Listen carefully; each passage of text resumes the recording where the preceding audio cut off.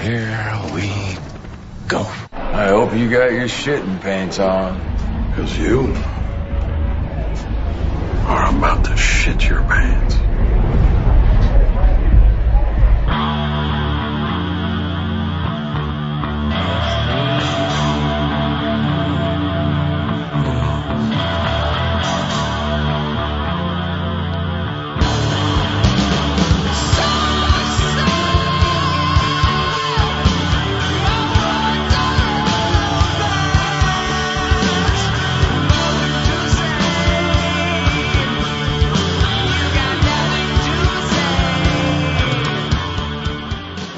All right, everybody, welcome to The Big Picture. I am Michael Sargent, and you're listening to this program on all Western New York news and radio.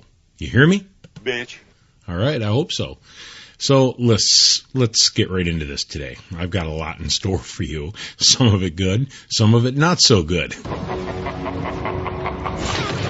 But I'm going to just lay it right out here and get right into the program, and I'm going to give it to you. And boys and girls, I'm going to talk to you today a little bit about politics. I'm going to talk to you a little bit about photography, and I'm going to talk to you a little bit about the Scared to Death initiative. I did a public speaking, on a Friday at NCCC, and that turned out pretty good. But we're going to give all this to you today. So, boys and girls, get ready. What are we here? A little boy. So, I wanted to first let's think about this here for a second. Where do we want to start off this week? All right, I'll tell you what. Let's go right into photography. All right, Meyer Optic. Okay, now I haven't really heard a lot about the company, but they've announced that they have the world's, the fastest 75 millimeter lens in the world, and they're affectionately calling it the Nocturnus, and it is a f/0.95 75 millimeter. It carries a maximum aperture of just f/0.95.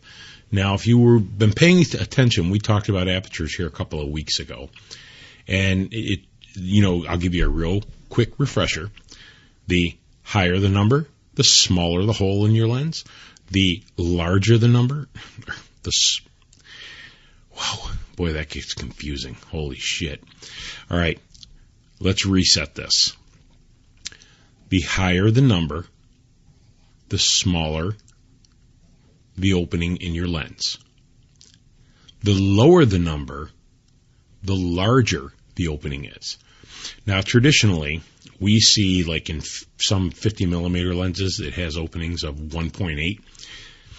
They let an awful lot of light in, and depending on what you're focusing on, the drawback with a wide open aperture is the fact that you get a very shallow depth of field. You really have to be focused on your subject.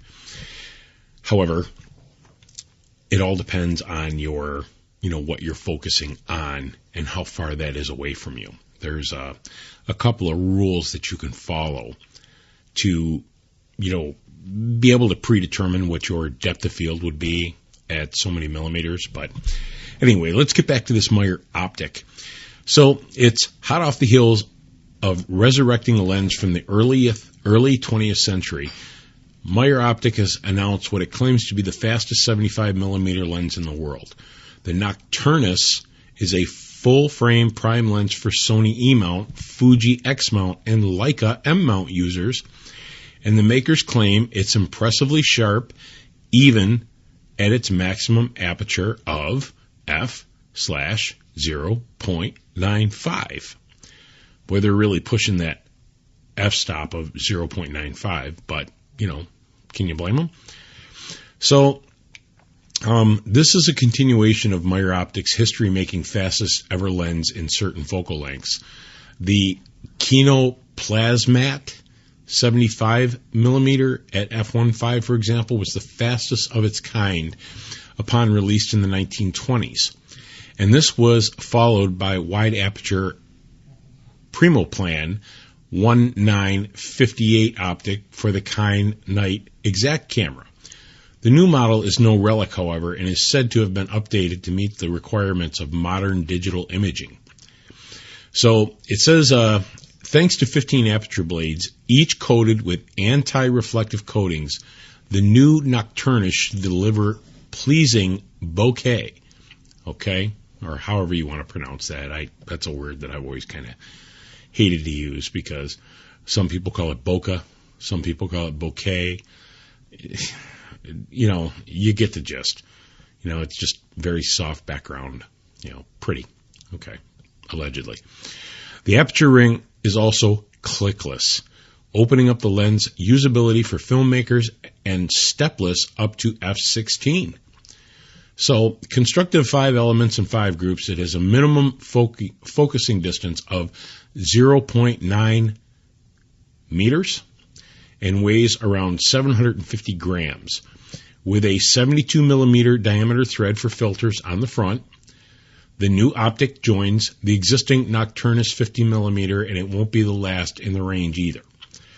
Meyer Optic has already announced that a 35 millimeter model is in development, though there's no word on when that's expected to arrive.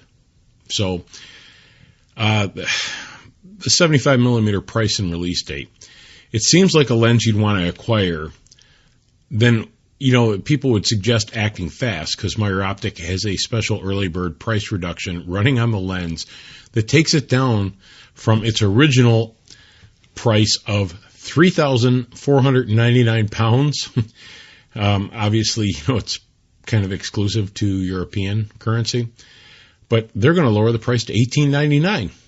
So you do, however, need to order by May 20th of 2018 in order to take advantage of the offer. Whether you jump on this or not, you won't be seeing the lens for a while, as it's not expected to ship until December of 2018. So if you want more information, they want you to go to the official product page on the Meyer Optic website, you know, for all the information. Okay? So that's your photography news. That's your photography news. It was brought to you by me, Michael Sargent, and Michael Sargent Photography. Hope you enjoyed that story. So here's a little topic I want to discover or, you know, talk about, and it's kind of political. But the White House Correspondents' Dinner, there was a shit ton of controversy around this son of a bitch. And a lot of it was a lot of the buzz was basically the comedian Michelle Wolf. She really just totally, you know, ripped up on Sarah Huckabee. Jesus, Mike. Sarah Huckabee Sanders. Sorry, Sarah. Didn't mean that, you know. Just like, you know, I heard a couple of weeks ago where they were joking about Donald Trump being pregnant. Well, you know, yeah, okay, it was funny. But this comedian just really ripped up. You know, just totally ripped up. I'll tell you, I was listening to Scott Leffler's show, Here's the Thing, and you know, his take on what Michelle Wolf had said.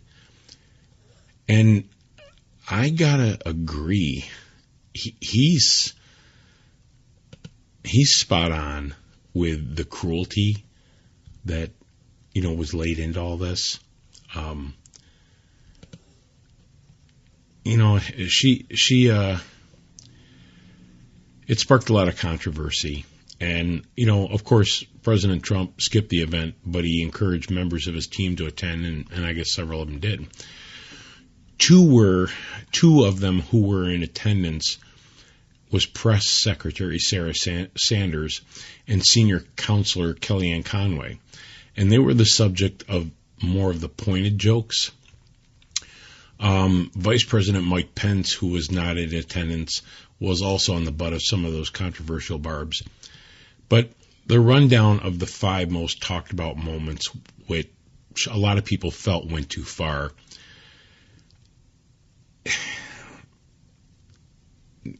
The first insulting comparison, that Wolf made of Sanders was who was seated 2 spots away during the set. She was kind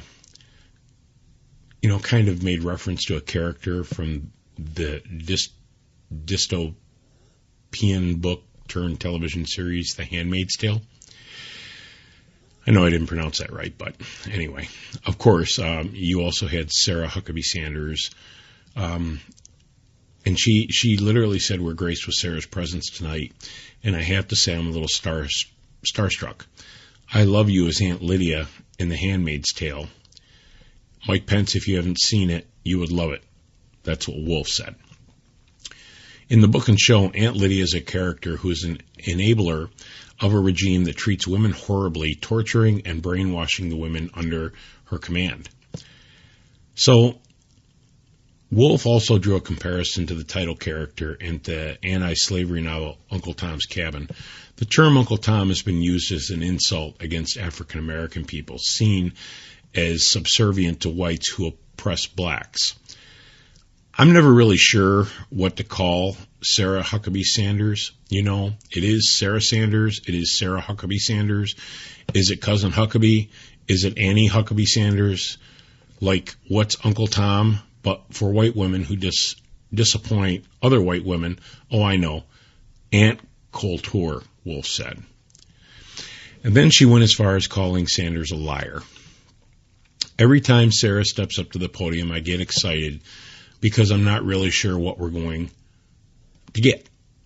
A press briefing, a bunch of lies, or divided into softball teams, Wolf said. And then she went on to talk about Sanders' makeup. And this is where it really kind of crosses the line. I actually really like Sarah. This is Michelle's Wolf, her quoted words. I think she's very resourceful. Like, she burns facts, and then she uses the ash to create a perfectly smoky eye. Like, maybe she's born with it. Maybe it's lies. It's probably lies, Wolf said. In the wake of the dinner, some people on Twitter, including journalists such as Morning Joe co-host Mike Brzezinski and the New York Times reporter Maggie Haberman, said Wolf's monologue unfairly criticized Sanders for her appearance. Wolf responded to both on Twitter on Sunday and the day after the dinner, telling Brzezinski, I complimented her eye makeup and her ingenuity of materials. Then she called Conway a liar. The insults of Mike Pence. There was just, it goes back to a show I did a few weeks ago about politicians not being able to get along. And here we go, another interruption again, which we're gonna send this person right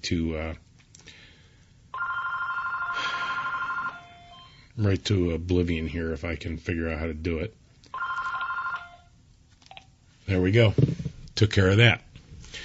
So anyway, I hate that when I'm trying to do a fucking show and, somebody's got to, call in here, for something stupid, which, I'm sure, I hate that as much as I hate jelly donuts. There is one thing in this world that I hate. Yeah. Jelly donut. Damn jelly donuts. I hate that when I'm interrupted by a phone call. So, I really would just like to pick up the phone and say, who the fuck is this? What the fuck is that? So, I don't get it. That people, people always gotta bother you while you're doing stuff, those people. You people! That's exactly right. You people. So, let me You know, I really should have answered that because I really would have liked to just given them a kick right in the old sack. And then I'm sure they probably would have asked me some kind of, question, if I'm interested in buying this or buying that, and I hate that too. What kind of stupid-ass question is that? It really is. It's stupid. Gets on your nerves. Anyway, let's just say, as far as the political standpoint, you can't deny what's happening in this country right now. And I'm sure there's always going to be people that disagree with me. But the country's rolling. Jobs are coming back, and they're not McDonald's or Tim Hortons jobs. These are actual manufacturing jobs, things that this country's needed. And oddly enough, the blind don't acknowledge it. Now, you also seen on the news, too, about North Korea and South Korea. I guess the war is over. But that was probably somebody else's, accomplishment. That wasn't Donald Trump that played any part in that at all. Okay. Nobody wants to give Donald Trump credit for what he's doing. And I think that's kind of sad. It really is.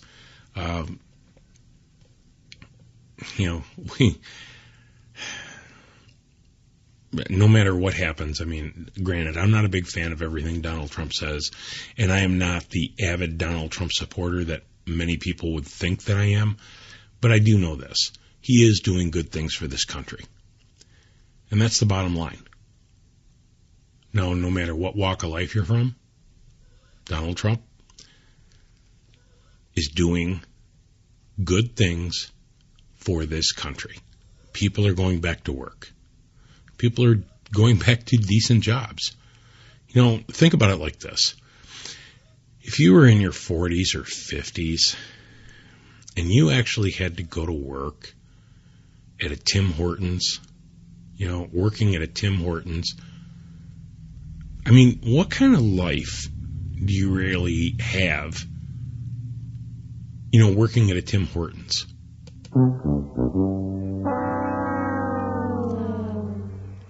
I could see it, for a college kid. I could see it for, somebody just getting started. But somebody who is married, starting a family, that's not a good call. That's not a good call at all. And what I'm getting at with, just the economy and the job market is the fact, that there are decent jobs returning to this country. And that's what people have to focus on. That's really what people have to focus on. But it'll never happen because there's too many people out there that, don't seem to see, here we go, the big picture, what you're supposed to do in life, what you're supposed to have in life, what you go out and work for. It's going on. It really is. So all I'm going to say is for those that can't see that, well, just get the hell out of my face. Get the fuck out of my face with that shit. Yeah, I'm pretty much done. I can look at it like this. Conservatives, yeah, they bitched a little bit, or actually they bitched a lot, under the 8 years Obama, but that's because our civil liberties and our amendment rights were being stripped from us right before our eyes, and nobody really did anything. And here's what's funny. Right now, all the liberals are in a tizzy, okay, because of, Donald Trump making changes to this country. Good changes. And, everything that they can do to try to discredit the man they're doing. You've got the Russian thing. You've got Stormy Daniels going on right now. And, come on, Stormy Daniels, really? Who's going to take her seriously? All right? Unless you want to be in a porn movie with her or something, then you may take her seriously, but the credibility factor is not there.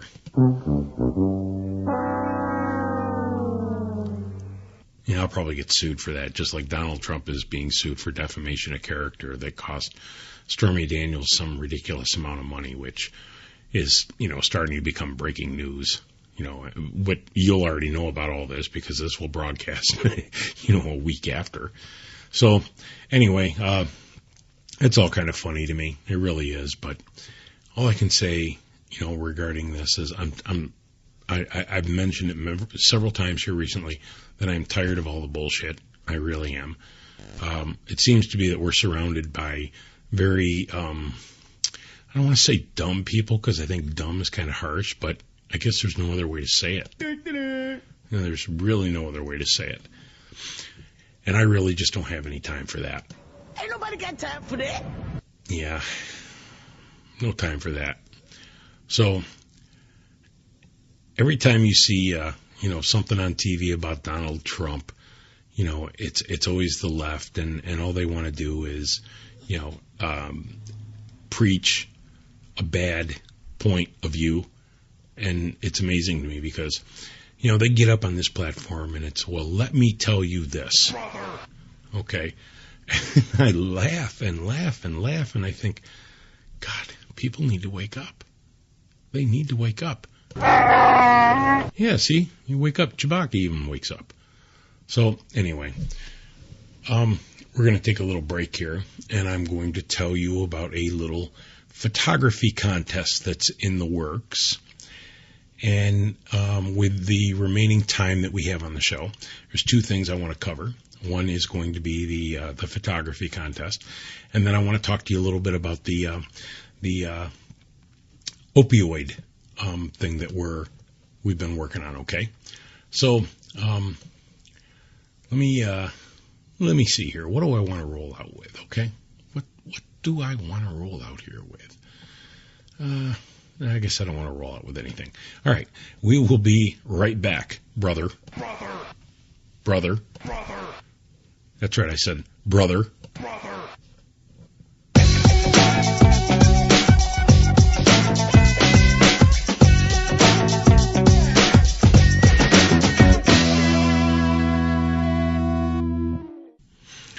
All right, welcome back to the program. Okay, let me lay this out to you. I read today that Tamron USA is having a Macrame challenge for your chance to win the Tamron SP 90mm f2.8 DI vibration control USD macro lens. Okay, and all you have to do is put the photo on Instagram with the hashtag #WithMyTamron, and then looks like hashtag FO17. So the Instagram challenge is super simple. Just take a macro, mini, or a close-up photo and use the Macrame hashtag. Be sure to check out the other images in the challenge. It's a great way to meet other macro enthusiasts. There are prizes again this year. Prizes will be given to random participants, so it's not a contest of the best image or anything like that. To qualify for the prizes, simply use the hashtag. Make certain the image is public and follow the generous sponsors. The prizes and sponsors are Tamron 90mm f2.8 macro lens, and they're at Tamron USA. At TKelly912 macro workshop seat study along version. At Shutterbag USA Trailblazer genuine leather camera bag. At Miller's Lab Dream Print 16x24 U.S. and Canada residents only. At Jessica Drozen 3-product bundle, which includes her newest digital products. And then they want you to follow at Kim _and_ camera to help ensure you get the notification message of prizes won. Winners will be randomly selected the first week of June after the Instagram challenge has completed. This challenge and giveaway are in no way endorsed or sponsored by Instagram. Okay? So, if you get a chance, you are going to want to check that out. That's going to be pretty cool. I have a couple of Tamron lenses, and they're pretty awesome. So, next little segment here I'm going to close out the show with is in regards to the Scared to Death initiative. So you give me a couple of seconds and I will give you all the details on this. All right. Thanks again, everybody, for listening to The Big Picture. I am Michael Sargent on All Western New York News and Radio.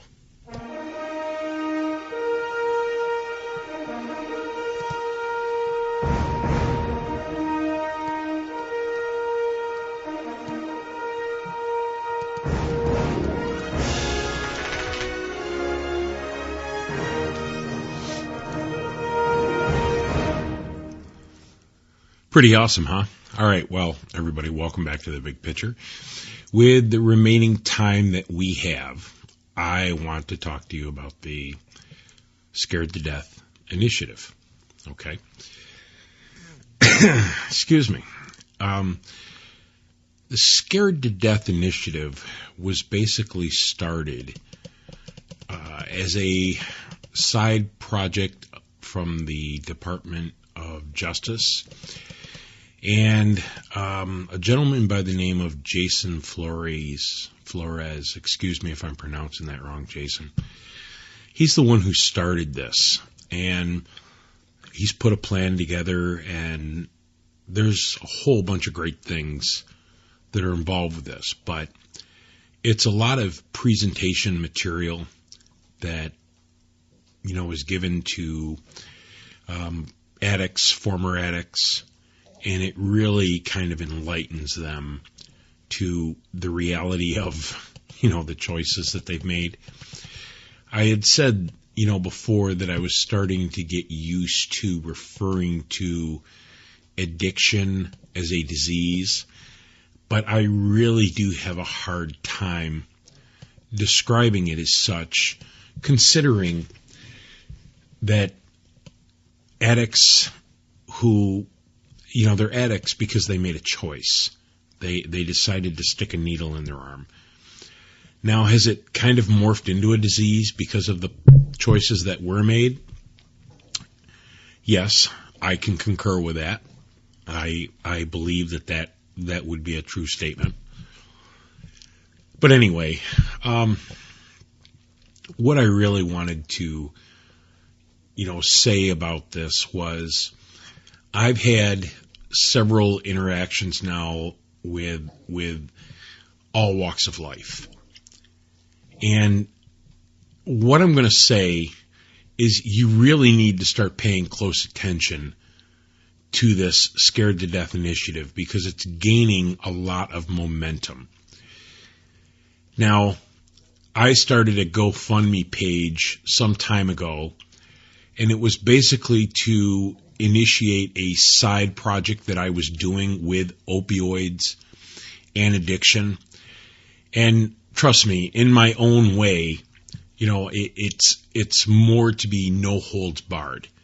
You know, every time you see something on the news, it, you know, shows you a picture of a needle or, you know, some pills or some, you know, little pussy stuff like that that really doesn't affect anybody.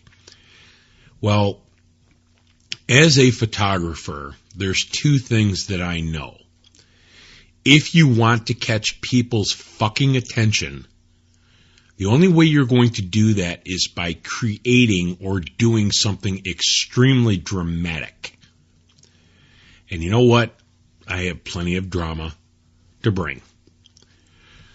So I was starting to lose a little hope here because it just seemed like, you know, people didn't care enough. You know, there's always the kind words that come from people, especially after our situation and what we went through. And that's not to take away from anybody who, you know, did drop us a kind word or did something extraordinary for us. It's really appreciated, and I don't want it to seem like it's not.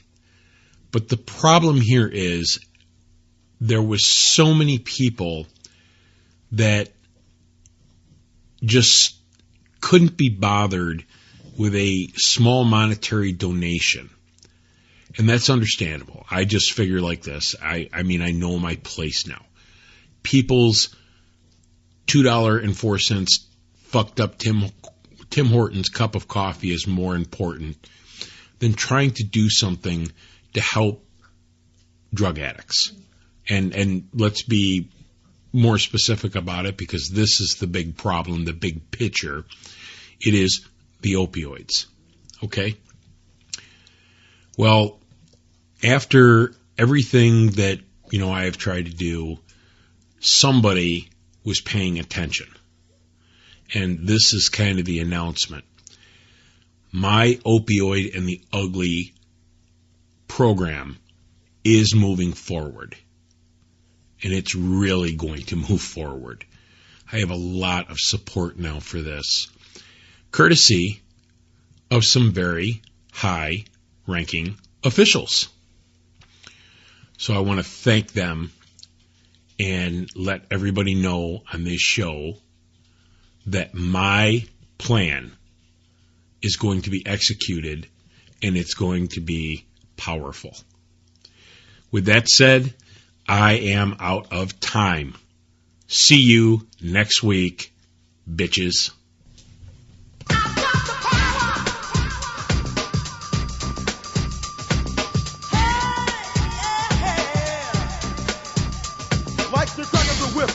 Attack, front to back, in this thing called rap. Nigga like a several rhyme double on a heavenly level. Bang the bass, turn up the treble. Radical mind day and night all the time. 714, wise, divine. Maniac, brainiac, winning the game. I'm the lyrical Jesse James. Quality, I possess, some say I'm fresh. When my voice goes through the mesh of the microphone that I am holding. Copywritten lyrics so they can't be stolen if they are not. Don't need the police to try to save them, your voice will sing. So peace, stay off my back or I will attack, and you don't want that.